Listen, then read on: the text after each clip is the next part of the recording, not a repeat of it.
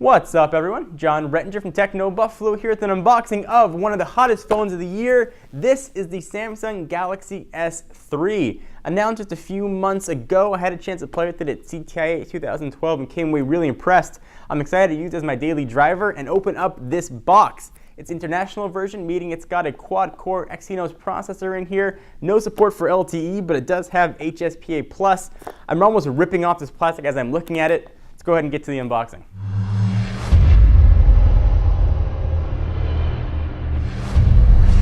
Alright, so here we've got the international version of the Samsung Galaxy S3 in a plain white box, nothing really on the side. On the back, this is where all the specs are going to live, 16GB version. We'll run through all this stuff a little bit later. Super AMOLED screen, Android, of course it's writing ice cream sandwich, 802.11a, B, G, and N for Wi-Fi and all the rest of that goodness that we've got in here. But enough of talking about the box, let's go ahead and dig in. Thanks to our folks and our friends at Every Electronics for sending this to us. Go ahead and rip the plastic open. Boom, throw it off to the side. Let's see what we got in the box. We've got a sticker. We'll rip that sucker off. Should have two stickers actually. One on the top, one on the bottom. All right. All right, so we've got the white version. There's also a marble-esque blue, which is had some delays with. So white is the first version that is available. Push it off to the side for just a moment. Let's see what else we're going to have in the box. We've got books. I'm going to massacre my Spanish trying to pronounce that, but we have that in there. We've got a micro USB charging and sync cable. Got some ear gels for presumably headphones that are in here. We've got a international power adapter because it says an international device. We've got the, I believe, 2100 milliamp hour battery. And then there are the headphones. People always say I don't take the headphones out in video, so I'm going to go ahead and do that, show what they look like real fast, and then we'll get to the phone, I promise. So headphones, ear gels, the volume up and down, accept calls, and the microphone built in. But that is not what you are here to see. What you're here to see is the phone. This is the Samsung Galaxy S3. Take a quick look around it, and I'll pop in the battery, and we'll run through the specs. But let me go ahead and rip off this plastic in a satisfying whoosh. Boom, wasn't as satisfying as I was hoping it was going to be. We've got a couple more pieces to peel off on this gorgeous HD Super AMOLED screen. Boom, Samsung Galaxy S3 inspired by nature. Let's go ahead and pop off the back and put in the battery. And I'll run through all the specs once it's powering up. All right, so we're going to go ahead and pop the 2100 milliamp hour battery in, and we'll get this party rocking and rolling. There we go. Micro SD card's going to live there. SIM card lives right there. Plastic back goes right on here. It snaps it back on. So Samsung has said this has been designed and inspired by nature. It's supposed to feel sort of Pebble-esque. We'll use that for a little while and be sure. All right, so we'll let it boot up, and I'll go ahead and run through the specs of this guy. Different versions for all parts of the world here. All U.S. carriers, the exception of ATandT actually, have announced this for some time of June availability. Presumably, though, we'll see ATandT make their announcement soon. Pricing is going to vary somewhere from $200 to $250. This is the international version, which you can pick up for about $700, and there are some differences here. I'll talk about it later. It's running ice cream sandwich with TouchWiz 4.0. From a dimension standpoint, 5.3 inches by 2.7 inches by a pretty thin 0.35 inches. And it weighs 4.69 ounces even with that beefy battery in there. It's got a 4.8 inch that's measured diagonally, Super AMOLED screen with a resolution of 1280 by 720 with Corning Gorilla Glass 2 on it. Had a chance to demonstrate Gorilla Glass 2 while we were at CES. Came away really impressed. This thing could handle a tremendous amount of pressure. I'm not saying don't throw it out of a two-story house, but if you did say throw it out the window of a two-story house, it actually might be okay. That 2100 milliamp hour battery that we talked about is going to be good for 11 hours of talk time. Now here's where things get a little bit different. The international version has a quad-core Exynos processor, 1.4 gigahertz on each core. That's the 4212 you're keeping track at home. It's a Cortex A9.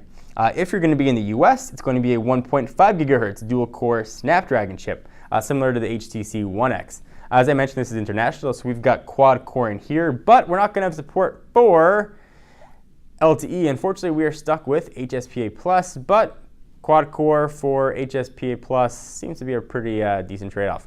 See if I can find English somewhere here. Latvia, Irish, Icelandic, English, United States. There we go. I'll go ahead and hit start and run through the rest of the specs. RAM, things can get a little bit different as well. The US, Canadian, Japanese versions are going to have 2 gigs of RAM.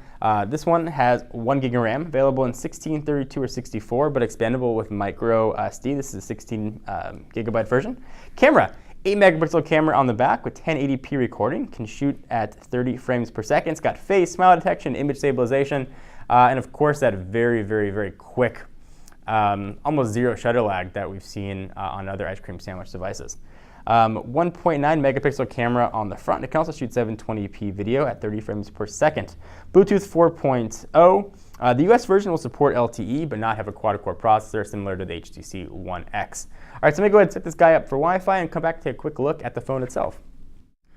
All right, so we've got this guy all booted up, and I am expecting this to be an absolute speed demon. When I used it at CTI, one of the first things that I noticed as I swiped my finger across it, it felt very smooth. Even at the edges, it felt very smooth. You don't really feel that sharp drop-off. Just a very subtle thing that I was immediately aware of while using the Galaxy S3. So first blush, the screen is obviously gorgeous. Samsung is really known for their beautiful screens. What I'm not seeing, and I'm really happy to not see that, is any sort of blue hue on this guy. With previous AMOLED screens, it's been sort of a bluish, sometimes green look to it. But when you look at the white spots here, it looks pretty true to white. So a quick tour of the phone. You've got one big home button in the middle, which if you go ahead and hold that button down, will open up multitasking. You can go ahead and pick which application you want to run to, or if you want to close it and swipe it right off the screen. If you double tap it, you're going to get Samsung's answer to Siri, what they're calling S-Voice. But for some reason, ours is in Spanish. We'll do a test of this, though, on an upcoming video. Go ahead and go back. And you saw those pop up on the left and right side. You've got a back button and a menu button there as well. So go ahead and pull up menus, and obviously we'll go back. Taking a look at apps, you can see what's going to be on board here. A lot of Samsung-themed things, a lot of S applications, S Planner, S Suggest, some Video Hub stuff in here. You scroll through icons horizontally. Dropbox, actually they give you 50 gigs of Dropbox storage, which is pretty nice. Continuing to see what else they've got in here. This is an ice cream sandwich device, so widgets are accessed from the top right there, telling you can hold a widget, move it to your home screen, and you can see some of the stuff that Samsung has done here. They've done quite a bit before we even get to the sort of Google sanctioned ones, which we're at right now. So a lot of widget choices. We'll go back. Let's go to a blank part of the screen, and you can tap and hold and see what pops up there. Add to home screen, lock screen, or home and lock screen. So you can see how that behaves. Pulling down from the top gives you one of the things that I love about Samsung devices, these sort of shortcuts here at the top. So Wi-Fi, sound, rotation. I'd like to be able to switch profiles right there. You can actually scroll now. You can see mobile data, Bluetooth, driving mode, or sync. On the left-hand side of the device, we've got a volume rocker up and down. On the right-hand side, power and lock button. You've got your front-facing camera and sensors. There's where the speaker is going to live. On the top, 3.5 millimeter headset jack and noise-canceling microphone. On the bottom, that's where your charging and syncing port's going to be. Noise-canceling mic there as well. And of course, you got that plastic back. There's a camera, speaker, and LED flash. And speaking of camera, let's go ahead and see how quickly that camera launches. This is the first time ever opening it up. So hold an icon. Let's go ahead and go back. Let's close it. I can launch multitasking here, or at least try to. There we go. Let's close camera. So now it's been opened at least once, and let's see how quickly it opens. All right, tap and hold, then drag. Let's not show that again. I want to see how quick it goes without having a warning pop up. So we'll close it, hold this down, close camera. There we go. And go back home. Let's go ahead and launch the camera again. So it launches pretty quickly. Let's go ahead and take a picture of something. Let's say we want to take a picture of this box. Pretty quick. Some other settings here. You've got things, for instance, one of my favorite things about ice cream sandwich, you have burst mode, so you can shoot very, very quick pictures. You can choose resolution, white balance, ISO, metering, anti-shake, image quality, GPS tag, and all kinds of other stuff in here. Some things that we'll talk about in the review as well that I wasn't able to show in the unboxing. You can actually track your eyes to tell you whether or not to turn the screen off. It's got face detecting and all kinds of other detecting sort of features on here. So certainly I'll make sure to show that to you guys in the full review. Anyway, guys, I'm John Ranger from Techno Buffalo. This has been a quick unboxing of the Samsung Galaxy S3. But before I go, let me show you a real quick size comparison with some other devices. So here is the iPhone 4S. Quite a bit difference between a 3.5 and a 4.8 inch screen. Oh, they do look like distant cousins here, both clad in white. There is the side shot of these two guys. You can certainly see how big difference this is, but also how thin the Galaxy S3 is. Let's bring in its Samsung brethren. This is the Samsung-made Galaxy Nexus. Go ahead and flip that the right way. See the size there as well. A little bit thinner, but very similar in stature and profile. And its great big brother, the Galaxy Note. You can see what these two look like on top of each other and side by side. I can do a little fan there to see each. So I'm John Ranger from Techno Buffalo. This has been an unboxing and first look at the Samsung Galaxy S3. See you guys next video. Bye-bye.